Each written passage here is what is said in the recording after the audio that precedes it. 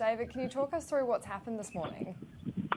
Well, it's been what you call a disaster zone. So, gosh, it's no one can. We had in our mind what it might look like. I've never been through anything like this personally, and it was just horrendous. But very grateful and thankful that the majority of people all down here are alive. But with that wind, the way it all panned out, if it had been any other way than it was, we would have had a massive news story. Unfortunately, bad for us because it would have been horrendous. It was like a huge truck coming. We could hear the roar. It was black as like midnight, black as black could be. There was smoke in the air. We all had masks. Well, most people had masks on. We were ready to jump into the water. Because there's on the edge here, there's a rock wall, which is a barrier for radiant heat. Well, it's not a barrier built for that. It's built for tying boats to and stopping the water coming in to wash away the land where the camp park is here. But it's a barrier for what we can use as a natural barrier to prevent radiated heat hitting our bodies. So we're ready to do that, and and it was, you could hear it roaring. I was really blessed to have a close friend who used to be a fire chief here ring me and let me know. He said, David, it's at the airport. It just hit the airport. So I knew that's like 5-7 minutes away. So I knew, she's coming. And then I knew also that when it hit town that we were going to hear sirens. So it's hard to explain what it's like. So, we've got Christian belief and faith in Jesus, and got to the Bible, and I have a lot of faith, but you still, when you're stared at something like this, it's so, it's just so big. It's such a big, and it's so unpredictable. And so I just started praying, and like I told ABC before, it was literally when I heard those sirens, because like I said, I knew it was at the airport, and then when it hit this town, the sirens went. And I just said, Lord, because the wind was sort of like, it wasn't blowing crazy, thank God. It was sort of like swirling, and we felt the breeze of the fire come. Like we actually literally, when it hit town, you felt it. We knew that. I knew what it was, like a big gust, but then it only lasted 5 seconds. And then I just said, oh, please, please, please turn the wind. Just turn it back on it, like putting the brakes. And literally, and people know I'm telling the truth. Somehow it came from that east, which was opposite, the opposite direction where that front was coming, and where as it hit town. So, look, it's devastating for people who've lost home, and it's absolutely, the worst day of their lives if they've lost loved ones. But we were looking at something we've dodged a bullet. It would have been horrendous. If that thing had rolled onto us with what happened 20 minutes later was with that really strong winds. We had gale force winds, we did, but it was 20 minutes after that it hit the edge of town. So it actually, we were all had a sigh of relief. Then the wind got up, and I was thinking, oh no, it was coming from that direction. It was going to push it onto the town. But what it did was it cleared the smoke. Initially, we all thought it was a fire front coming. The sky from pitch black turned red, and it looked like it was going to bear us and just bury us. The fire, but it turned out to be that strong wind was a blessing for us personally, maybe not for other communities at the moment, but for us, it cleared the smoke, let the sun through. That's what the redness was. And so actually, it actually allowed us to be able to get a bit more fresh air and breathe. And the other thing is, I think, I don't know if anyone's talked about this, but this will smoulder for a long time, but that wind will make it burn quicker now, like with the smouldering part of it here. So it'll actually get it over and done with here. But the gusts have stopped anyway. I mean, we're very blessed. This could have been so much worse, and it is really bad. I haven't been playing it. I don't even know if we've lost our house. I think it's still there. It doesn't matter. Our animals are safe. And that's, for the children's sake and for their animals' sake. But, we've dodged, I personally believe, and the people here, there is a joy and a relief at the moment, even though there's thick smoke, even though you can only see 300 metres probably visibility, there's a relief because we were staring down barrel of, it just, oh gosh, it was like standing on the highway and thinking the truck's going to run you over, and trying to have faith and deal with that. And it's we're relieved.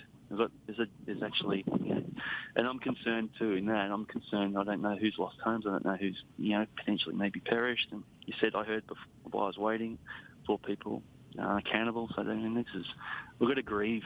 If there's 4 people, we grieve with them. We don't, we're thankful that we're alive, but we're like Daniel Angel said, we've got to pull together as a community. We've got to pull together as not just a state, as a nation. We need to get our act together, all of us, and work together as a nation and under ScoMo and, just put people first, whether it's in the womb or whether it's adults walking around. We've got to look after life, humans, and of course animals and the forest, everything, but all in balance. Yeah. Anyway, and David, can you give us a sense of where you are now and what you can see? Yeah, I'm still down near the Undercamp Park, so where people aren't lining to jump into the water anymore. We know that part that's passed, but there's still big smoke. People walking around, they're probably contacting loved ones and things. We've got phone reception, so we're just trying to let people know that we're okay, so that we don't want people panicking, loved ones panicking, thinking the worst. So, and that's why I agreed to do the interviews. I want, anyone that knows me or my children aren't here, but anyone that knows us and our business and and that we're okay, and that we're just grateful to be alive, honestly. Yeah. So everyone's walking around. They're looking more relieved. They're not. We know. But I'm concerned for Bermuda. I've got people up there I know, and I'm concerned when I hear those reports of what's going on in other parts of Australia. I mean, it's our nation. It's not just Victoria or New South. We're a nation. We want to, care and bleed when people bleed, and laugh when people laugh, and cry when people cry. And we've got to just love each other. That's all I think. Anyway, I'm getting a bit probably sentimental now. Very understandable after what you've been through. Can you just tell us what it was like at that worst moment when you were all down on the foreshore? We're seeing all these pictures of just absolute red skies. That it was just I was laying on the ground, side on, with an old dog, 16-year-old dog, Maggie, beside me, Mikey, 3-year-old Kelpie. We had Max the cat, cat carrier with my sons. These are my children's, all of our animals, but the children love the cat, the Burmese cat. He's only a year old, but that's Joshua's pet cat. In there was his pet rooster, Big Red. All the other chooks got left. Josh said, grab Big Red, so I did. And in there, they rescued 2 little ducklings, not long ago, and so I grabbed them and put them in. So you wouldn't think a cat and 2 ducklings and a rooster all together would work, but they haven't. I knew Max wouldn't. The young cat, he doesn't even know what a bird is. He just, they've not only survived the bushfire, but survived Max eating him. Gosh, I can laugh because I'm just relieved, really. I'm not laughing at that. I'm just relieved that we're here, we're alive. And I think everyone that goes through this today, a lot of people are going to go through what we just went through. It'll be different for them because, but when that smoke comes over, just when that front hits, it will go black. You'll notice it. You cannot see a thing. It's like midnight. It was light. It should have been light here, and it should have been 8 o'clock, and whatever it was.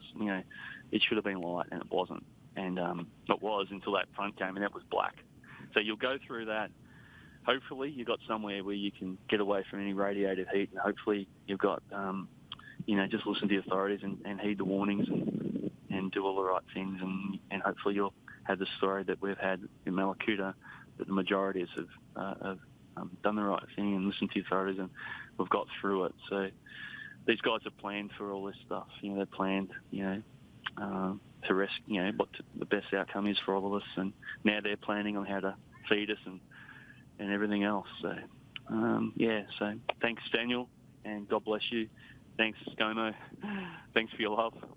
And thanks Absolutely. Thank you I will for let you everyone go out there. soon because I know you're busy, but I do just want to ask, when the fire front was coming, you said your friend who was a fire chief called you and told you to get down. Do you feel like the communication was pretty good in Mallacoota, that everyone knew where to go and what to do? Oh, yeah, I don't think there's an issue there. Graham cares, I've got a relationship with him. He cares, and obviously about us, and he he'd been warning me different things, leading up to it. So he was coaching me through it, really what to expect. So that was better for me personally. I was, all the little signs he'd already said all that and exactly what he told me.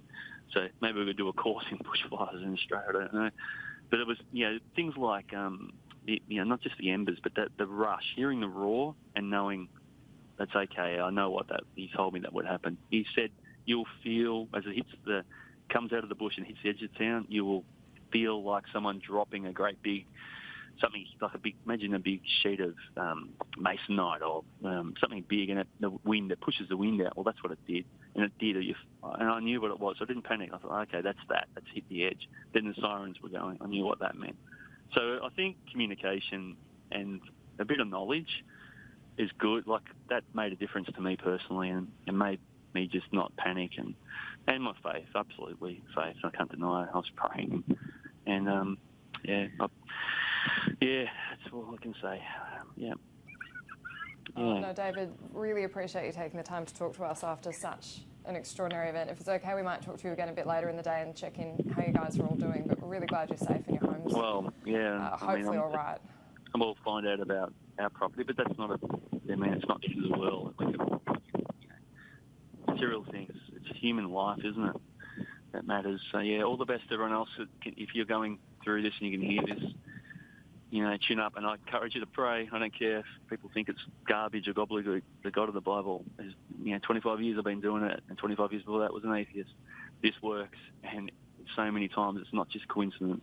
Can't be now. It's like rolling the dice, and yes, it's going to be difficult.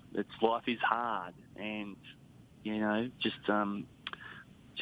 all the best for everyone out there. I pray that that you'll be okay. Hopefully you'll heed the warnings, and whatever they tell you to do, just do it. Just do it, and they know what they're doing. The authorities. Yep. Okay. Excellent advice there, David Jeffery. Thank you so much. Okay, you're welcome. God bless everyone, and God bless Australia. Okay. See you. Thank you, David Jeffery. David that's an update live there from Mallacoota. He owns one of the hotels there. If you are heading out, you can keep across our live bushfire coverage for free. We are making that free on the Sky News Australia app. It's available to download from your app store.